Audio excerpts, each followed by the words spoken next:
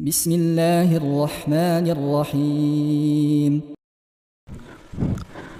لیکن اپنے شہر کے حالات اور لوگوں کی کجروی ہٹ دھرمی ضد کو دیکھتے ہوئے بڑا افسوس ہوتا ہے اور یہ کہنا پڑتا ہے کہ آخر یہ کون لوگ ہیں، کیسے لوگ ہیں، کون سی شریعت کے ماننے والے ہیں، کون سا مزاج ہے، رد کس پہ کر رہے ہیں اور کیے جا رہے ہیں پروگرام پہ پروگرام اسی ہٹ دھرمی کے ساتھ جس پر جگ ہسائی ہو چکی۔ سوشل میڈیا پر لوگوں نے زبانی تماچے بھی لگائے، اس کے باوجود یہ ضد ہے، یہ ہٹ دھرمی ہے۔ اگر تھوڑی دیر آدمی ایک نقطے پر غور کر لے تو بات پوری سمجھ میں آ جاتی ہے۔ آپ رد کس چیز کا کر رہے ہو؟ ایسے لوگوں کا رد، ایسے منہج کا رد جو دنیا کے سامنے یہ کہہ رہا ہے میری بات وہی ہے جو قرآن و سنت میں ہے، فہم سلف میں۔ آپ رد کس بات کا کر رہے ہو؟ بھائی میرا کہنا ہے آپ کو ہماری باتیں غلط لگتی ہیں، ہمارا طریقہ نیا لگتا ہے، تو سیدھی سی بات ہے، مشورتاً کہا جا رہا ہے آپ سے، آپ وہ باتیں لو، قرآن و سنت کی روشنی میں رد کرو، اس کا جواب دو، بتاؤ کہ یہ غلط ہے اور صحیح یہ ہے، اس کی دلیل قرآن سے یہ ہے، اس کی دلیل اللہ کے نبی صلی اللہ علیہ وسلم کے فرمان سے یہ ہے، سلف صالحین کے کردار سے یہ ہے۔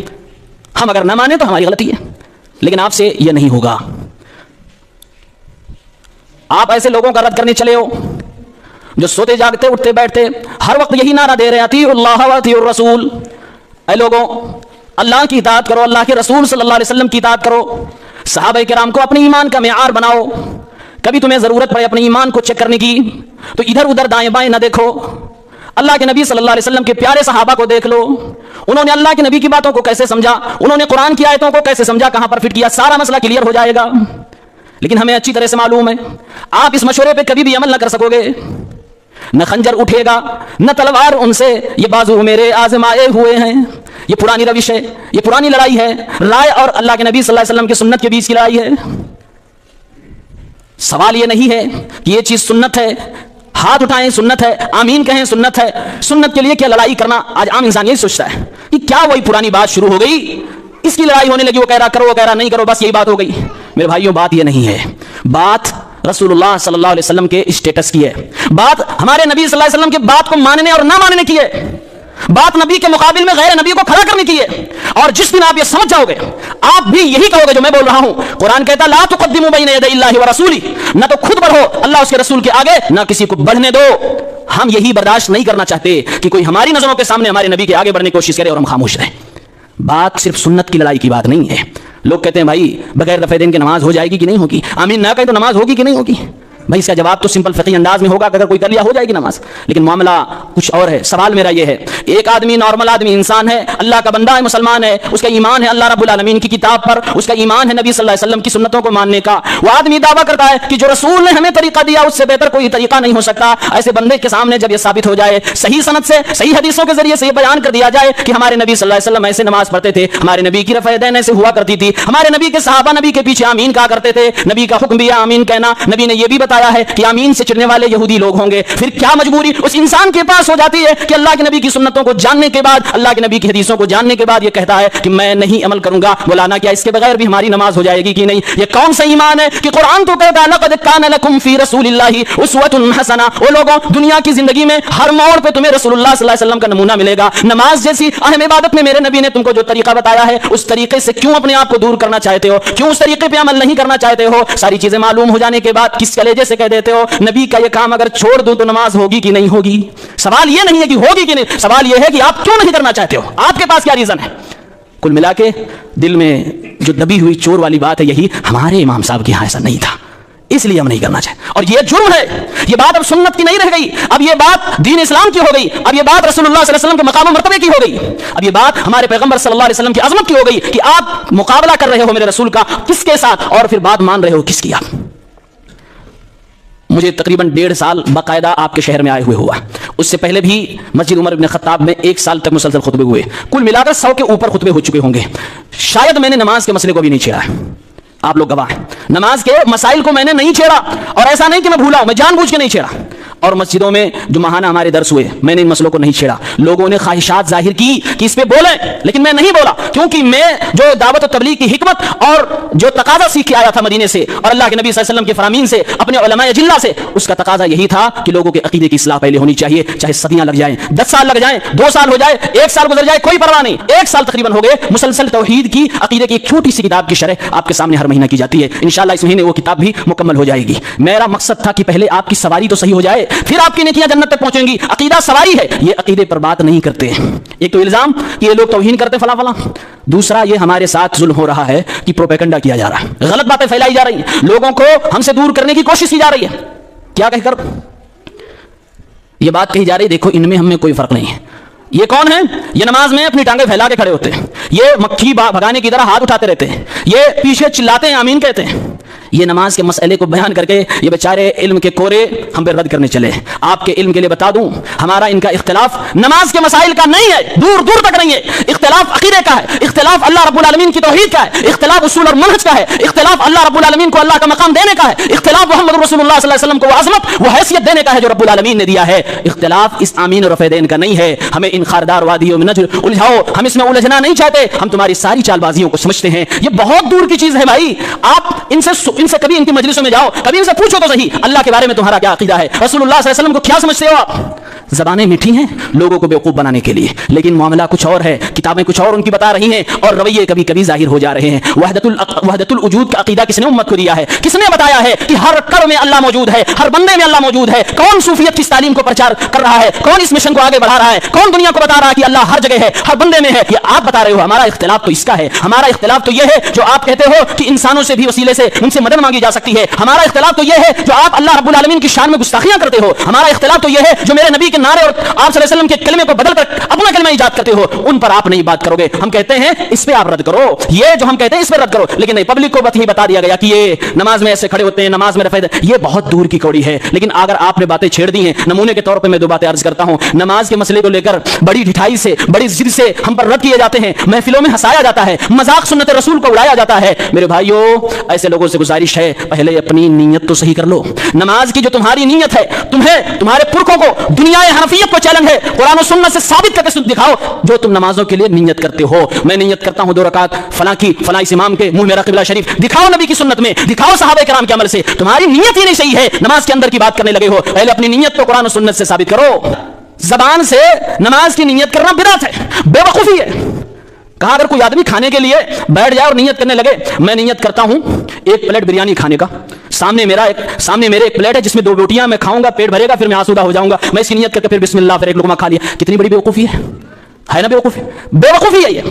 اگر نیت کا معاملہ تو بڑا عجیب ہے بھائی. اللہ کے نبی نے فرمایا انما الاعمال بالنیات, عملوں کو دارا مدار نیتوں پر ہے. اگر یہ اتنی ہی اہم چیز تھی کہ زبان سے نیت کرنا تھا تو اللہ کے نبی نہیں بتاتے؟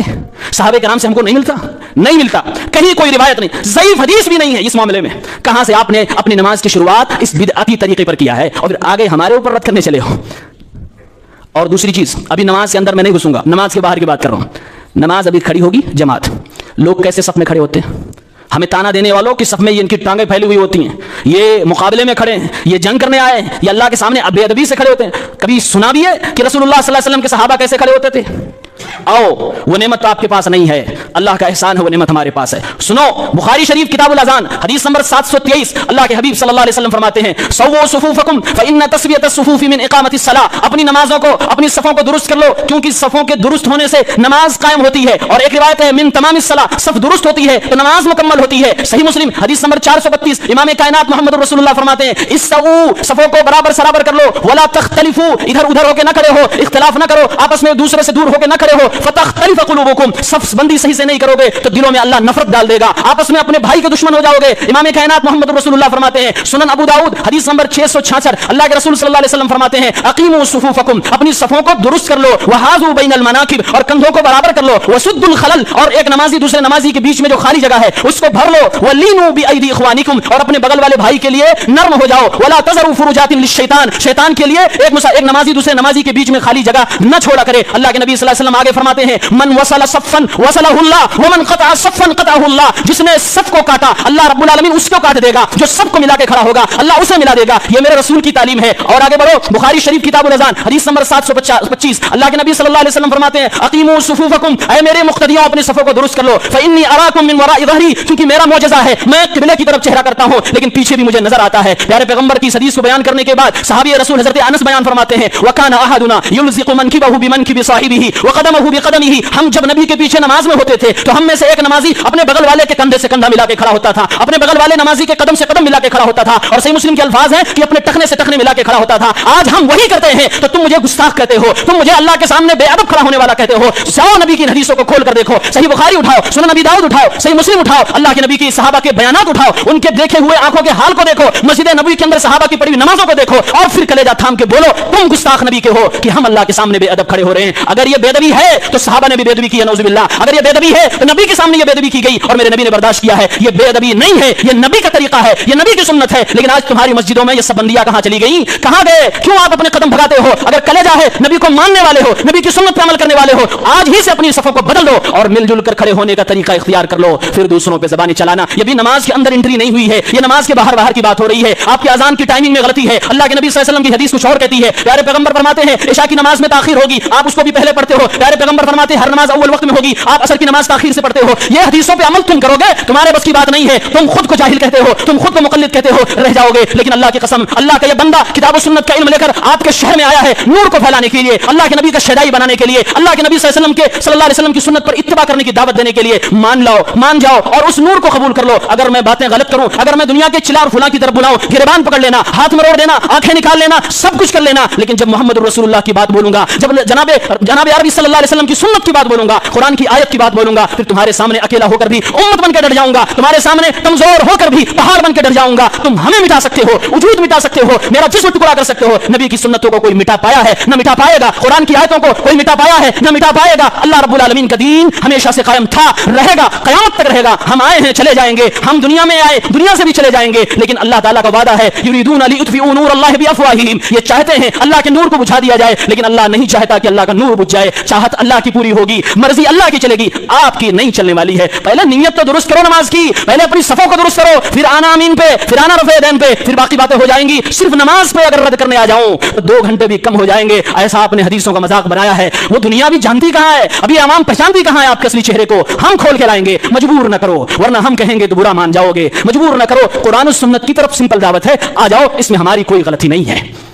लिहाजा इस रिक्वेस्ट को कबूल करो, अल्लाह की रस्सी को मजबूती से पकड़ो, किताबुल्लाह सुन्नत रसूलुल्लाह सल्लल्लाहु अलैहि वसल्लम को मियार बनाओ, सहाबे कराम के तरीके को अपनाओ, सहाबे कराम ने जैसे किया वैसे करने की कोशिश करो। सल्लू कमा रअयतुमूनी उसल्ली, मेरे पैगंबर कहे गए जैसे मुझे नमाज पढ़ते हुए तुमने देखा है वैसे तुम नमाज पढ़ो। सहाबा ने देखा था, सहाबा ने बता दिया है। अल्लाह की कसम मैं खा के कहता हूँ, सही बुखारी मुस्लिम किताबुल्लाह यानी कुरान के बाद सबसे मोतबर दुनिया के अंदर दुनिया इस्लाम की किताब है। इन दोनों किताबों को डाइस पे स्टेज पर रख लो और फिर नमाजें दोनों लोग अपनी अपनी पढ़नी शुरू कर दो। जिसकी नमाज अल्लाह के नबी की इन मुबारक हदीसों के मुताबिक हो जाए मान लो, जिसकी नमाज इनसे टकरा जाए छोड़ दो, चाहे कहीं भी जाए वो नमाज। हमें ऐसी नमाज की कोई जरूरत नहीं है जो नमाज पैगंबर की नमाज से अलग हो, हमें ऐसे नमाज की कोई जरूरत नहीं है जो अबू बकर उमर उस्मान अली के नाम से की नमाज से अलग हो। आप भी यही चाहते हैं और दुनिया भी यही चाहती है, फिर लड़ाई खत्म है, मामला खत्म है, झगड़ा खत्म है, सब कुछ हल है। लेकिन बात आप आगे बढ़ाना चाहते हो, आपका रवैया बता रहा है, आपका तरीका बता रहा है, अल्लाह के वास्ते सब बंद करो, ये लड़ाइयां खत्म करो, वक्त का तकाजा है, उम्मत वैसे ही बेहाल है, उम्मत वैसे ही परेशान है, इन परेशानियों को मजीद न बढ़ाओ, अल्लाह उसके रसूल की तालीमात की तरफ वापस पलटाओ। यही नूरानी किताब है, यही नूरानी नबी का पैगाम है, यही मेरा मैसेज है। अल्लाह वहदहु ला शरीक से दुआ है, परवरदिगार हम सबको सही समझ अता फरमाए, इलाल आलमीन हम सबको भाई भाई बनाए, परवरदिगार आलम हम सबको ईमानदारी के साथ सच्चाई के साथ अल्लाह उसके रसूल का पैरोकार बनाए, लड़ाई झगड़े से हम और आपको अल्लाह महफूज रखे, परवरदिगार आलम हम सबको एक दूसरे का प्यारा भाई बनाए। और आपको हमने बताया कि नमाज में जब सफ़ें सही नहीं होती हैं तो अल्लाह के नबी ने बयान किया है कि मुसलमान का दुश्मन हो जाता है, ये अल्लाह की तरफ से अज़ाब होता है। इसलिए मेरी बात अल्लाह के रसूल सल्लल्लाहु अलैहि वसल्लम की हदीस की रोशनी में इतना दिमाग में दिल में बिठा लें कि अभी इसी वक्त अपनी सफ़ों को दुरुस्त करके पढ़ेंगे, शायद ये दुश्मनियाँ जो दिलों में नफरतें हैं खत्म हो जाए। अल्लाह के नबी की सुन्नत जब लोग छोड़ते हैं तो अल्लाह बहुत गुस्से में होता है, लोगों को आपस में लड़ा देता है, लोगों के दिलों में नफरतें डाल देता है। उस नफरत को खत्म करना है तो नबी की सुन्नतों को लाजिम पकड़ो, नबी की सुन्नतों को अमल करो। वो नबी अल्लाह के चहते हैं, अल्लाह के महबूब हैं, उस महबूब की अगर सुन्नत को छोड़ोगे उम्मीद न रखना कि अल्लाह आपसे राजी रहेगा, अल्लाह आपसे खुश रहेगा। इसलिए नबी की सुन्नतों पर अमल करें। व आखिर दावाना अनिल हम्दुलिल्लाहि रब्बिल आलमीन।